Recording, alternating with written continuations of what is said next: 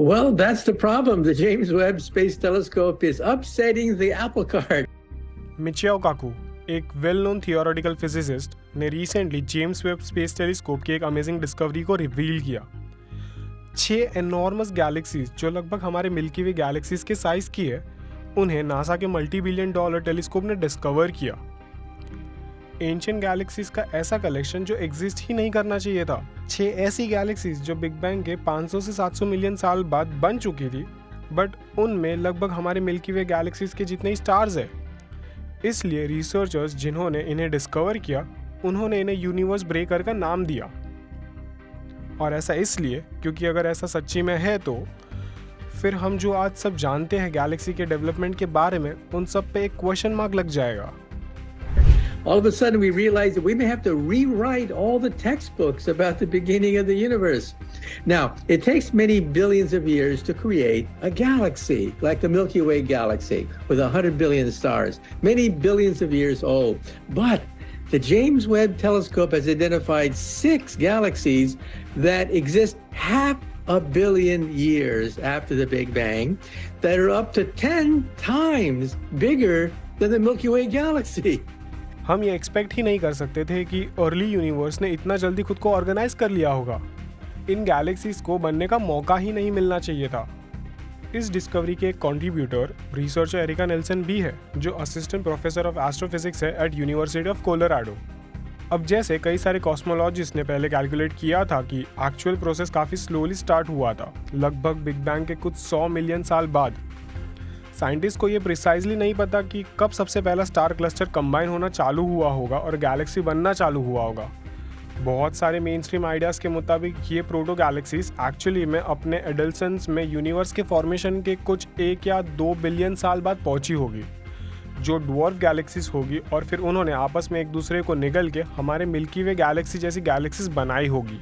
अब जो कि स्पेस में लाइट कॉन्स्टेंट स्पीड से ट्रैवल करती है, यूनिवर्स में जितना दूर तक हम देखते हैं, हम उतनी डिस्टेंट लाइट को देख पाते हैं और उतना ही हम पास्ट को देख पाते हैं। एस्ट्रोनॉमर्स ने ये डिस्कवर किया कि गैलेक्सीज बिग बैंग के बाद काफ़ी कम टाइम में ही लाइफ में आ चुकी थी, मतलब तब जब यूनिवर्स की एज अभी की करंट एज की सिर्फ 3% ही थी।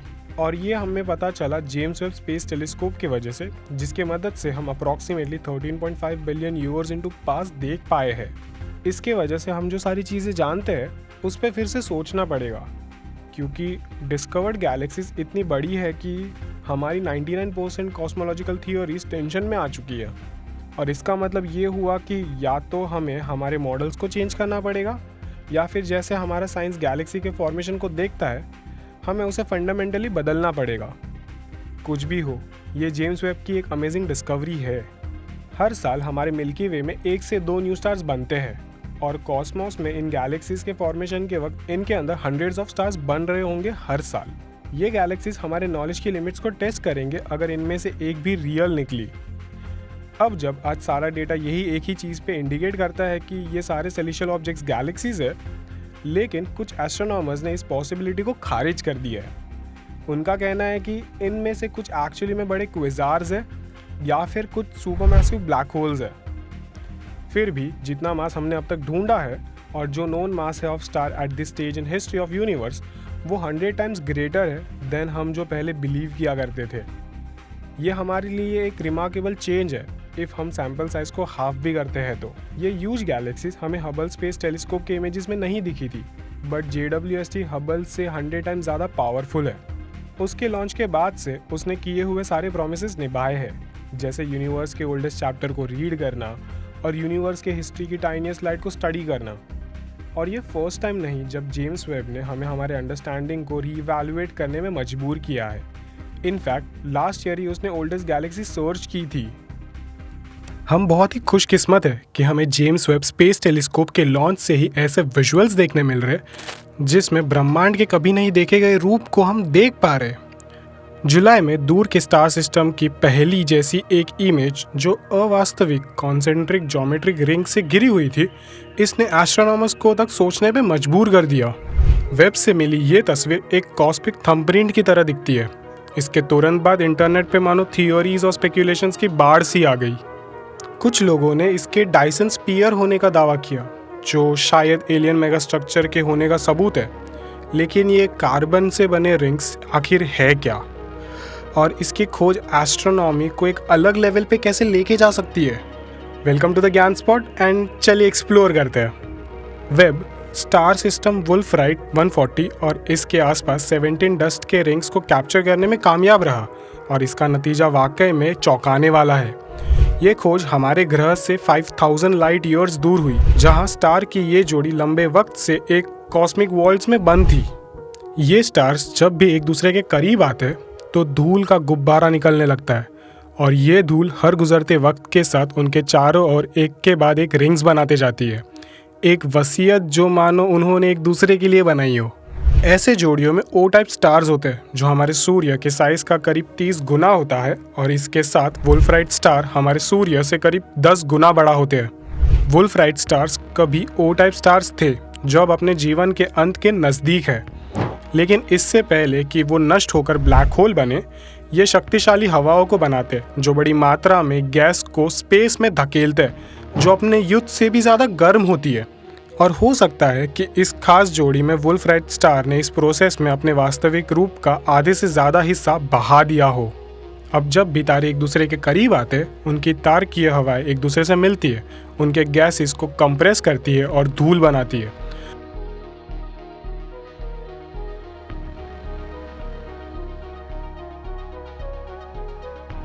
पहले हम वुल्फराइट 140 के आसपास ऐसे 2 रिंग्स के बारे में जानते थे, लेकिन अब जेम्स वेब की बदौलत ऐसे कम से कम 17 कॉन्सेंट्रिक डस्ट रिंग्स देख पाए हैं, यानी कम से कम 1 सदी जितना स्टेलर इंटरैक्शन के सबूत।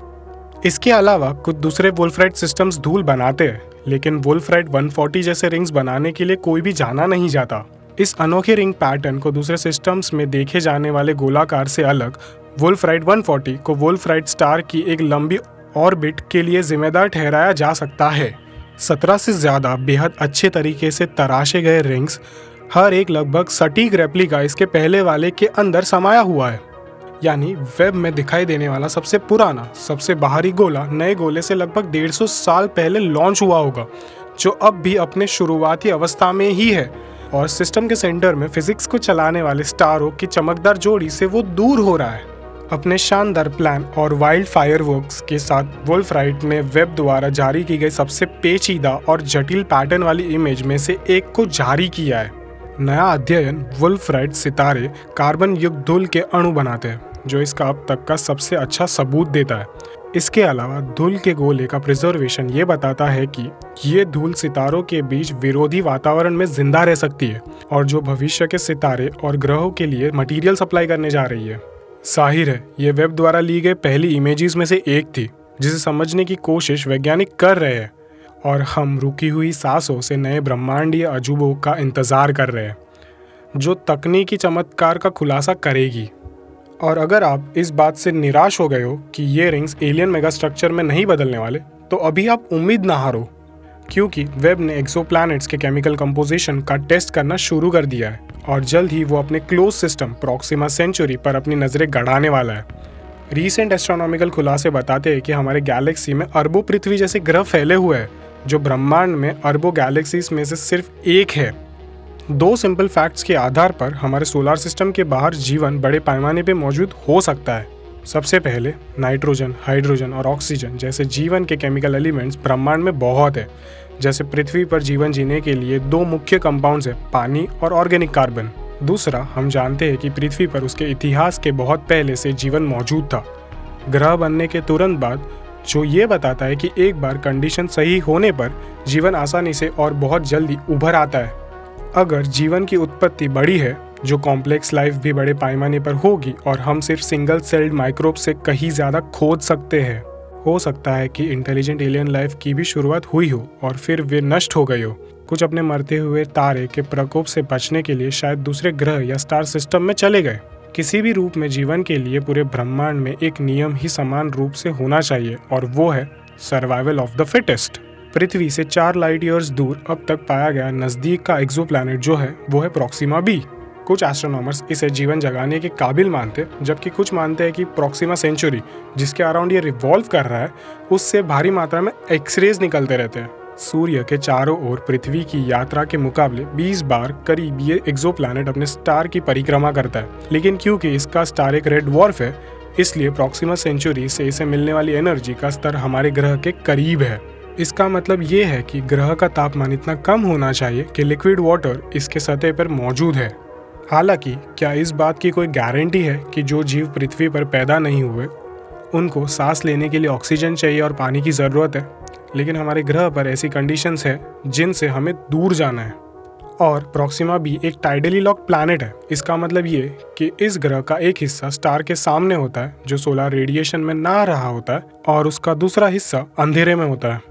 प्रॉक्सिमा बी जीवन का केंद्र हो सकता है या नहीं, इसकी ज़्यादा संभावना इस बात पर डिपेंड करती है कि वहाँ वातावरण मौजूद है या नहीं, क्योंकि जीवन को सपोर्ट करने के लिए इसे एक ऐसे वातावरण की ज़रूरत होगी जो खुद पृथ्वी तक पहुँचने वाले 400 गुना से ज़्यादा एक्सरे को रोक पाए। और अगर ये ऐसा ही है तो ग्रह में ट्वाइलाइट जोन यानी दिन और रात के बीच के रीजन में जीवन मुमकिन है। यानी ये मुमकिन है कि प्रॉक्सिमा बी इंटेलिजेंट स्पीशीज को जन्म दे सकती है। डायसन स्पीयर को बनाकर वह स्पीशीज सीधे तारे से एनर्जी हासिल कर सकती है। वह स्पीशीज उन अजीबोगरीब रेडियो सिग्नल के सोर्स भी हो सकते हैं जिनका तारे की दिशा से आने का पता हमें 2019 में लगाया था।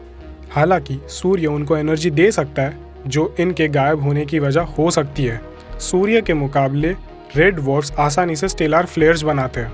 ईयर 2018 में वैज्ञानिकों ने प्रॉक्सिमा सेंचुरी से आने वाले लाइट फ्लैशेस का पता लगाया था जो सोलर फ्लेयर्स से काफ़ी अलग थे।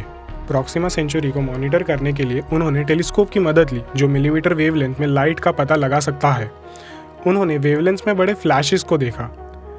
एस्ट्रोनॉमर्स ने कभी भी स्टेलर फ्लेयर्स को लाइट के मिलीमीटर वेवलेंथ में नहीं देखा था। ऐसे में वैज्ञानिक स्टार से आ रही इस अनोखी चमक के बारे में मिलीमीटर लाइट में ज़्यादा जानना चाहते हैं, जिससे वो ये जान पाए कि ये वाकई में फ्लेयर्स है या कुछ और। उन्होंने पृथ्वी पर 9 टेलीस्कोप के साथ ही सैटेलाइट ऑब्जर्वेटरी का यूज़ किया ताकि उनको प्रॉक्सिमा सेंचुरी का लगभग 2 दिन जितना ऑब्जर्वेशन का लॉन्गेस्ट सेट मिल सके, वो भी सबसे ज़्यादा वेवलेंथ कवरेज के साथ जो पहले कभी नहीं मिला था। तुरंत ही उन्होंने तेज चमक को खोज लिया। स्टार का अल्ट्रावायलेट लाइट स्टार महज कुछ सेकंड में 10,000 गुना बढ़ गया।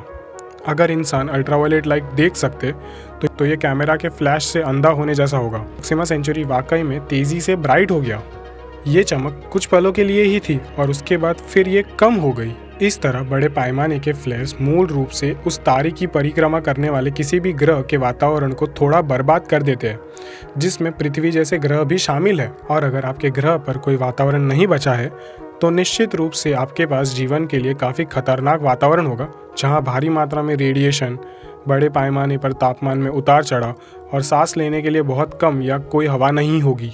ऐसा नहीं है कि जीवन नामुमकिन होगा, लेकिन सीधे स्पेस के संपर्क में आने वाले ग्रह की सतह पर वातावरण पृथ्वी से बिल्कुल अलग हो, और इसीलिए किसी सभ्यता को बढ़ने और फलने फूलने के लिए उन्हें रात के साइड को अपना घर बनाना होगा। वैज्ञानिकों का मानना है कि वे लाइट और सोलर एनर्जी को पकड़ने के लिए बड़े पैमाने पर मिरर्स बनाएंगे और उन्हें हवा में उठाएंगे, या वे अपने दुनिया को रोशन करने के लिए बड़े पैमाने पर LED लाइट्स का भी यूज़ कर सकते हैं।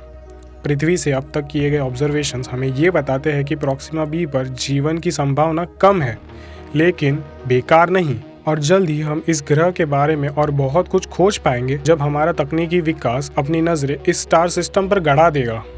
जेम्स वेब स्पेस टेलीस्कोप ना सिर्फ स्टार्स और ग्रह को कैप्चर करने की काबिलियत रखता है, पर यह प्रॉक्सिमा बी के एटमॉस्फेयर कंपोजिशन का अध्ययन भी कर सकता है ताकि वो लाइफ होने के चांसेस टेस्ट कर पाए। अगर वहाँ कोई भी आर्टिफिशियल लाइट्स रही तो वेब उसे भी ढूंढ ही लेगा।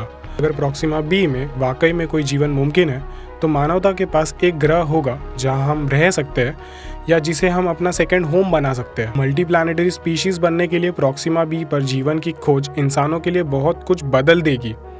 बस हमें करना होगा थोड़ा सा इंतज़ार। अब आपको क्या लगता है? अपनी राय मुझे नीचे कमेंट सेक्शन में ज़रूर बताना, और अगर ये वीडियो पसंद आया तो इसे लाइक, शेयर और इस चैनल को सब्सक्राइब करना ना भूलें। चलो फिर मिलते हैं हमारे अगले वीडियो में। तब तक के लिए keep exploring. To the war in Ukraine. The age of the dinosaurs. Wall Street is about to close out. Liftoff. We have a liftoff. The Gyan Spot.